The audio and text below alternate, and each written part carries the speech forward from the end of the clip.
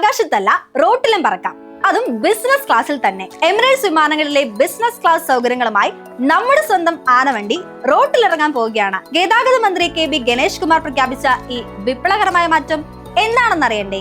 ഈ മാസം 15-ന് മന്ത്രി ഫ്ലാഗ് ഓഫ് ചെയ്യുന്ന പുതിയ വോൾവോ ബസ്സിൽ വെറും 35 സീറ്റുകൾ മാത്രമാണുള്ളത്. എന്തിനാണെന്നല്ലേ? ഓരോ യാത്രക്കാരനും അങ്ങേയറ്റം സൗകര്യപ്രദമായി യാത്ര ചെയ്യാൻ വേണ്ടി മാത്രം. ബസ്സിനുള്ളിൽ കയറിയാൽ നിങ്ങളെ സ്വീകരിക്കാൻ എയർ ഹോസ്റ്റസുമാരെ പോലെ അന്താരാഷ്ട്ര നിലവാരമുള്ള ബസ് ഹോസ്റ്റുമാർ എത്തും.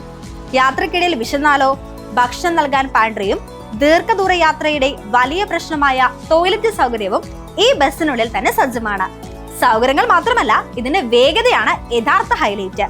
കൊച്ചിയിൽ നിന്ന് തിരുവനന്തപുരത്തേക്ക് നോൺ സ്റ്റോപ്പായി കുതിക്കുന്ന ഈ ബസ് നിലവിലെ റോഡ് പണികൾ പൂർത്തിയാകുന്നതോടെ വെറും 3.5 മണിക്കൂർ കൊണ്ട് ലക്ഷ്യസ്ഥാനത്തെത്തും.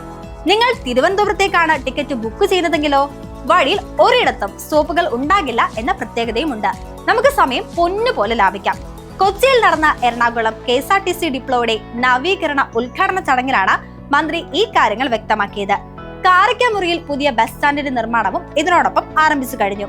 പുതിയ ബസ് വന്നാലുടൻ മന്ത്രി ഗണേഷ് കുമാർ തന്നെ അത് നേരിട്ട് ഓടിച്ച് നോക്കി പരിശോധിക്കുമെന്നാണ് അറിയിച്ചിരിക്കുന്നത്.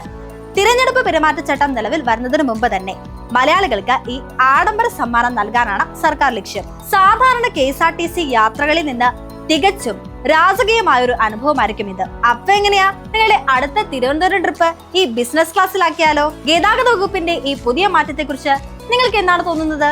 നിങ്ങളുടെ അഭിപ്രായങ്ങൾ താഴെ കമന്റ് ചെയ്യാൻ മറക്കല്ലേ.